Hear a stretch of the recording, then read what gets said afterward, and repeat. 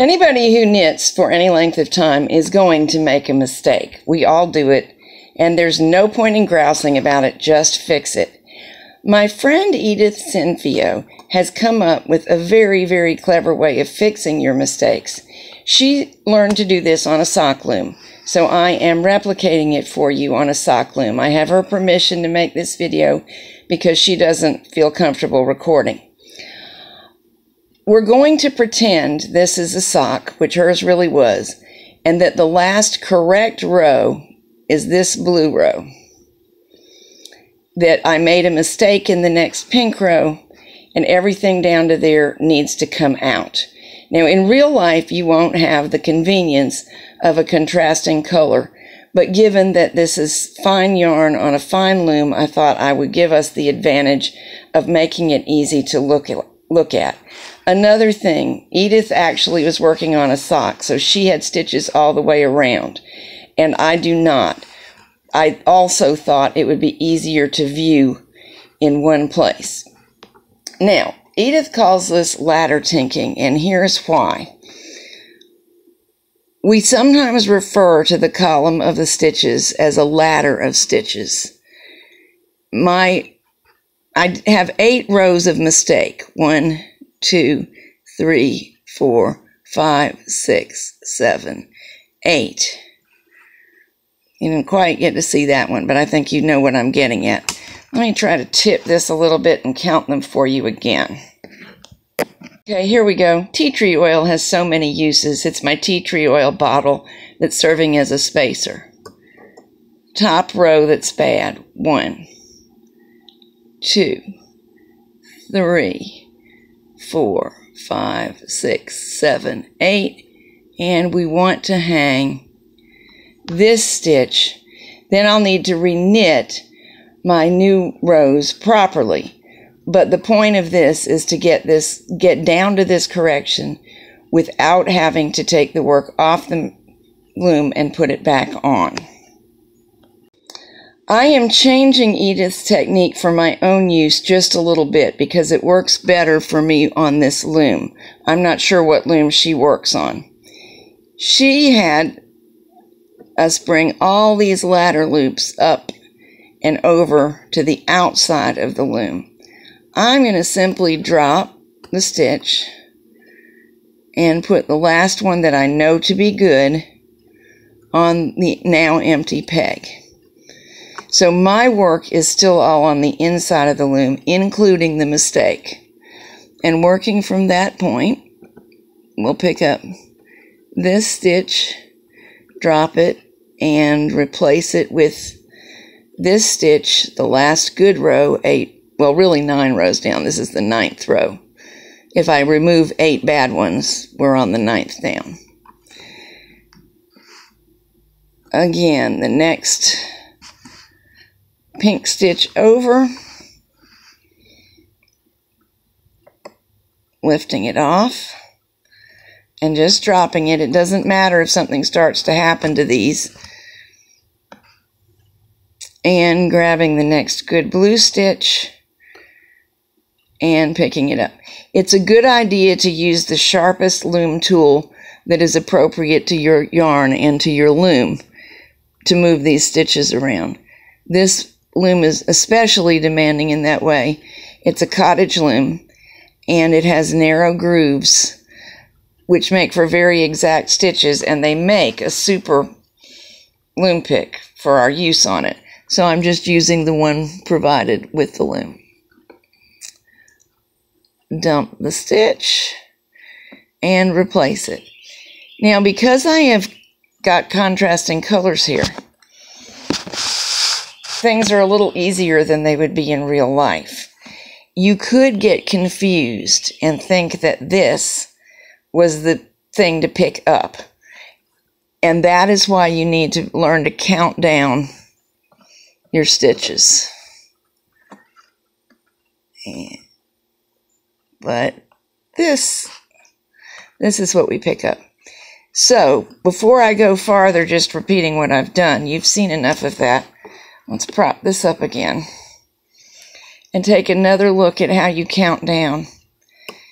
Let's start at the bottom. since in this case we know we want to hang the top of a good blue stitch.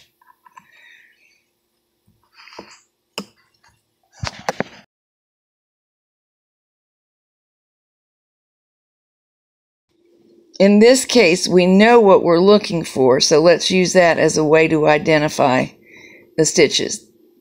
The blue column of stitches, well, all the columns of stitches are fine, but the blue column indicates what the top of the stitch we're looking for looks like. And it's a little upward arching piece. In a way, you could call them smiles and frowns almost, but they're not exactly like that. Let's see. You can see that the bottom of the stitch curves down and then up. That's why I would refer to it as a smile. And the top of the stitch curves up and then down.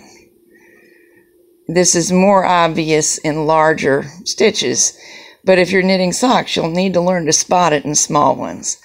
So you'll want to hang a frown, basically. Now, counting up this column of stitches,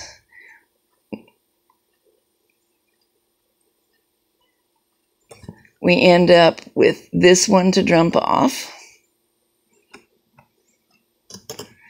and this to put on. And I'm going to do a couple more while you watch, then I'm going to finish off camera so as not to bore you terribly. I am sorry if on any individual stitch it's hard to see what I'm doing. I keep trying to move so everybody gets an angle at which they can see. All the stitches are done in the same manner, so if you don't see one as well as you wish you did, keep watching and we'll find one that is easier for you to see. Pick up. It's always easy to tell which one you should be hanging because you've already emptied a needle. It's not easy for you to necessarily see it, but I can, in real life, turn my head over the loom and see it. But I think we can work from here, dropping that, lifting this, and on it goes to the empty needle. Peg. I say needles because I also machine knit, and machine knitting has so much in common with loom knitting in that we use a long row of something to knit on, but we do call them needles, and my mouth gets ahead of my brain. So I will finish dumping the old and hanging the good row, and I'll be back in a minute. Here they are, all hung, but before we unravel, let's examine them closely to see if there's anything wrong, because it is easy to get mixed up. The outside looks okay. I'm seeing what looks like the first row of blue stitches, my last correct row, on all the pegs. But let me try to turn this so you can see it a little bit better. Do you see anything a little bit wrong? I do. And see how nicely it shows up. We evenly see little dots of pink behind the blue stitches where they were released. But in this case, the blue overlaps the pink, indicating that all is not as it should be. I really and truly did this. I already corrected it once, but then I put it back thinking I really should show you how that works. I know that can't be right. So I released it and went fishing around, and I could see, I'm trying to get it so you can see. Aha. I could see the correct loop. Now there was some risk as I fooled around with this stitch, but it was only a risk to this column of stitches, so there's no need to panic. And I did succeed in rescuing it with my nice pointy tool, and here it goes onto its correct peg. And that is one of the big advantages of this method of ladder tinking, is that you handle one stitch at a time. You never take them all off and say put them on a circular needle, which is a technique I like, but every time you're taking them all off, they're all at risk. And then you try to put them all back on the loom. I've gotten pretty good at it, but even so, there are hazards. And in this case, 1 stitch at a time is handled, so 1 stitch at a time is at risk. And if you need to, you can stitch 1 ladder full of stitches back up without a to-do. Now, had you done it Edith's original way, this flap of pink knitting that we know needs to be re-knitted would be on the outside of the loom. Mine is on the inside of the loom, but we will handle it the same way. Also, if you'd have a complete sock, you would see knitting all the way around. All the pegs would now be hidden by this flap of yarn underneath. But now, if I grab the end of the pink and start pulling,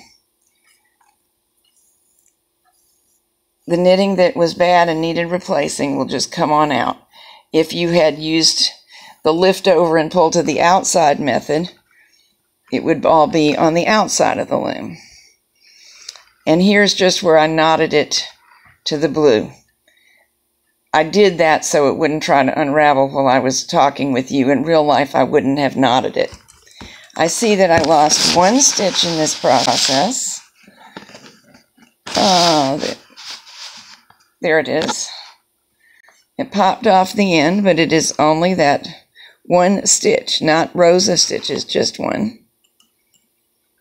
Oops, I see there's already a stitch on that peg. This is its peg. No fuss, no muss, no big worries. Let's turn it so you can see that we're ready to begin knitting again.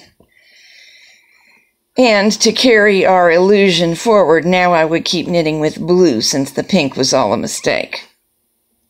So thank you, Edith. This is a very clever solution, and I think that a whole lot of knitters are going to have a good time with it. And even better than a good time, they won't be saying any more naughty words.